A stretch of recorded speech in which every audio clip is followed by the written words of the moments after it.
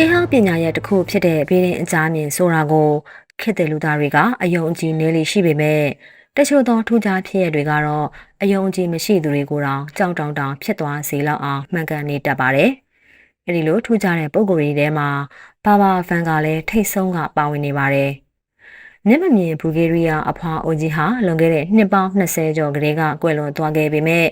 သူချန်ထားခဲ့တဲ့ဟောင်းကိန်းတွေကတော့ဒီနေ့တိုင်းကမ္ဘာဖြစ်ရကြီးတွေနဲ့တိုက်ဆိုင်စွာမှန်ကန်နေစေဖြစ်ပါတယ်။ဒီထူးခြားတဲ့အမျိုးသမီးကြီးရဲ့ဘဝဇာတ်ကြောင်းနဲ့အနာဂတ်အတွက်သူဘလို့တွေဟောင်းကိန်းထုတ်ခဲ့တယ်လဲဆိုတာကြည့်ကြရအောင်။ဘူဂေးရီးယားနိုင်ငံသူအကြမြင်ဆရာမကြီးဘာဘာဖန်ကာဟာသူ့ရဲ့တိကျလာတဲ့ဟောင်းကိန်းတွေကြောင့်ဘော်ဂန်ဒေသရဲ့ Nostradamus လို့တောင်နာမည်ကျော်ကြားခဲ့သူဖြစ်ပါတယ်။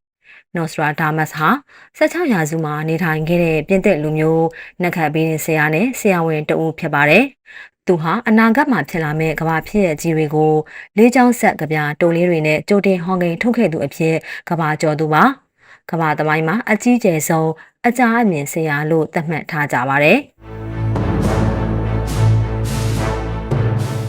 ဘာဘာဖန်ကာရဲ့ဇာတိဘူဂေးရီးယားနိုင်ငံဟာဥရောပတောင်ဘက်ပိုင်းဘော်ဂန်ကျွန်းဆွယ်ဒေသမှာတည်ရှိတာကြောင့်သူကိုဘော်ဂန်ဒေသကလို့ညွှန်ဆိုတာပါ။နော်စရာဒါမတ်လိုပဲဘာဘာဖန်ကာဟာလည်းကဘာကြီးကိုလှုပ်ခတ်စေမဲ့ဖြစ်ရကြီးတွေကိုကြိုမြင်နိုင်စွမ်းရှိတယ်လို့ယုံကြည်ကြတဲ့အတွက်သူကိုဒုတိယနော်စရာဒါမတ်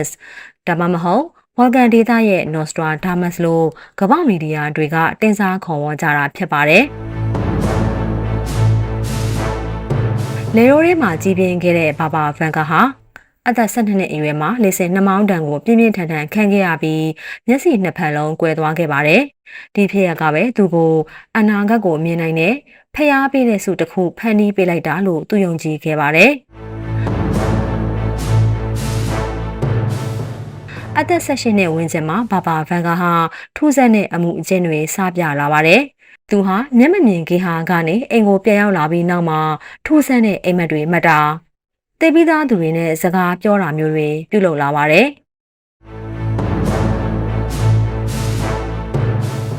1996ခုနှစ်အသက်85နှစ်အရွယ်မှာဘာဘာဗန်ကကွယ်လွန်သွားပါတယ်။ဒါပေမဲ့သူမဆုံးခင်ကဟောခဲ့တဲ့အနာဂတ်ဖြစ်ရတွေဟာ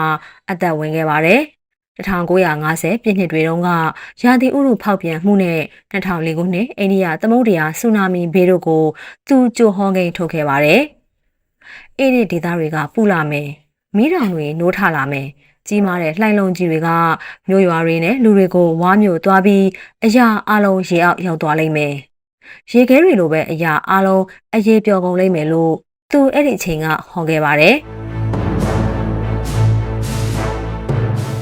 2000ပြည့်နှစ်မှာဖြစ်ပွားခဲ့တဲ့ရုရှားရေတပ်ရဲ့ Kursk ရေငုပ်သင်္ဘောနစ်မြုပ်မှုနဲ့သင်္ဘောသား118ဦးသေဆုံးခဲ့တဲ့ဖြစ်ရပ်ကိုလည်းသူကြိုတင်မြင်ခဲ့တယ်လို့ယူဆကြပါတယ်။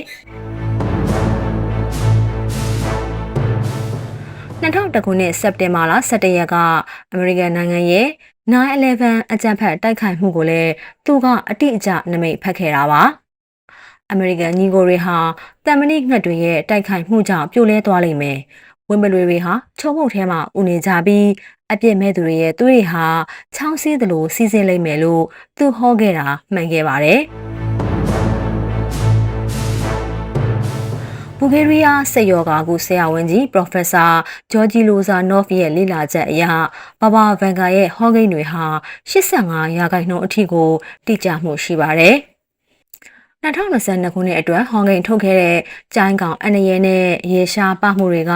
မှန်ခဲ့ပေမဲ့2023ခုနှစ်အတွက်သူဟောခဲ့တဲ့နျူကလ িয়ার စစ်ပွဲနဲ့နေမုန်တိုင်းကတော့ကံကောင်းထောက်မှစွာနဲ့ဖြစ်မလာခဲ့ပါဘူး2022ခုနှစ်မှာဖြစ်ရမယ့်အရာတွေဟာ2023ခုနှစ်ရောက်မှတိုက်ဆိုင်လာတာမျိုးလည်းရှိပါတယ်။ဂျိုသားတွေနဲ့တွေ့မယ်ဆိုတဲ့သူ့ရဲ့ဟောကိန်းဟာမက္ကဆီကိုနိုင်ငံမှာပြသခဲ့တဲ့လူသားမဟုတ်တဲ့ရုပ်ကြွင်းများကြောင့်လူပြောများခဲ့ပါတယ်။ကမ္ဘာကြီးပူနွေးလာမှုကြောင့်ရေခဲပြင်အောက်ကဗိုင်းရပ်စ်တွေပြန်ပေါ်လာမယ်ဆိုတဲ့သူ့ရဲ့ဟောကိန်းဟာလည်းသိပ္ပံပညာရှင်တွေစိုက်ဘေးရီးယားမှာဇွန်ဘီဗိုင်းရပ်စ်တွေကိုရှာဖွေတွေ့ရှိမှုကြောင့်မှန်ကန်ခဲ့ပါတယ်။ဘာဘာဗန်ကာရဲ့ဟောကိန်းတိုင်းအမြဲတမ်းတော့မှန်မနေခဲ့ပါဘူး။ 1994ခုနှစ်ကမ္ဘာဖလားဘောလုံးပွဲမှာဘီအခရာနဲ့စတဲ့အသင်းနှစ်သင်းတွေ့မယ်လို့သူဟောခဲ့ပေမဲ့ဘရာဇီးနဲ့အီတလီပဲဖြစ်ခဲ့ပါတယ်။ဘာဘာဗန်ကာဟာသူ့ရဲ့ဇာတိဘူဂေးရီးယားကိုဘောလုံးပွဲတက်စေခြင်းမရပါတယ်။2010ခုနှစ်နဲ့2014ခုနှစ်ကြားနျူကလ িয়ার စစ်ဖြစ်မယ်ဆိုတော့သူ့ရဲ့ဟော်ဂိမ်းဟာတကယ်မဖြစ်ခဲ့ပါဘူး။2016ခုနှစ်မှာဥရောပတိုက်ကြီးပျက်စီးမယ်ဆိုတာဟာလည်းမမှန်ခဲ့ပါဘူး။44ဦးမြောက်အမေရိကန်သမ္မတဟာလူမဲဖြစ်မယ်ဆိုတာသူဟောတာမှန်ပေမဲ့နောက်ဆုံးသမ္မတဖြစ်မယ်ဆိုတာကတော့လွဲခဲ့ပါတယ်။အိုဘားမားဟာ44ဦးမြောက်အမေရိကန်သမ္မတဖြစ်ပါတယ်။အနာဂတ်မှာဘာတွေဆက်ဖြစ်မယ်လို့ဘာဘာဗန်ကဟောခဲ့တယ်လဲပြင်းထန်တဲ့ရာသီဥတုဒဏ်တွေကိုဆက်ပြီးရင်ဆိုင်ရလိမ့်မယ်လျှက်စစ်ဓာတ်ပေးစက်ရုံနဲ့ရေပေးဝေရေးလိုအထူးအခြေခံအဆောက်အအုံတွေစိုက်ဘာတိုက်ခိုက်ခံရမှုပိုများလာမယ်ကင်ဆာနဲ့အယ်ဇိုင်းမာလိုကုသမရတဲ့ယောဂကြီးတွေကိုကုသနိုင်မဲ့ဆေးပညာသစ်တွေပေါ်လာလိမ့်မယ်လို့သူဟောခဲ့ပါတယ်ဘဘဗန်ကာရဲ့အလှမ်းဝေးသေးတဲ့အနာဂတ်ဟောကိန်းတွေကိုပြောရရင်2025ခုနှစ်ကနေ2028ခုနှစ်အတွင်းကမ္ဘာငတ်မွတ်ခေါင်းမမှုပြဿနာပြည်လည်သွားမယ်။2043ခုနှစ်မှာဥရောပတိုက်တစ်ခုလုံးကိုအစွန်းရောက်မွတ်စလင်အဖွဲ့တစ်ခုကသိမ်းပိုက်လိုက်မယ်။2096ခုနှစ်ရောက်တဲ့အခါကွန်မြူနစ်ဝါဒကမ္ဘာပေါ်မှာပြန်ပြီးခေတ်စားလာမယ်။2304ခုနှစ်ရောက်တဲ့အခါလူသားတွေဟာရုပ်ရှင်တွေတဲကလို time travel ပြုလုပ်လာနိုင်မယ်။အမှန်တရားနဲ့တဏှာရေးကြားမှာဘာဘာဗန်ကာဟာခက်အဆက်ဆက်မဖြေရှင်းနိုင်တဲ့မဟေရီတစ်ခုအဖြစ်နဲ့ကြံရစ်ခဲ့ပါတယ်။သူ့ရဲ့ဟောကိန်းတွေကကြောက်စရာကောင်းလောက်အောင်မှန်နေတတ်သလိုတခါတရံတော့လဲဝေးလွင့်နေတဲ့စိတ်ကူးရင်အိမ်မက်တွေလိုပါပဲ။အနာဂတ်ဆိုတာကအိမ်မက်နဲ့လက်တွေ့ရောရှက်နေတဲ့နေမြေတစ်ခုပဲမဟုတ်ပါလား။2304ခုနှစ်ကိုရောက်တဲ့အခါလူသားတွေကအချိန်ခရီးသွားပြီးတော့များဘာဘာဗန်ကာခက်စီကိုပြန်သွားပြီးကျေးဇူးတင်စကားပြောလိမ့်မလားဆိုတာကတော့အချိန်ကသာတည်တည်ပြပါလိမ့်မယ်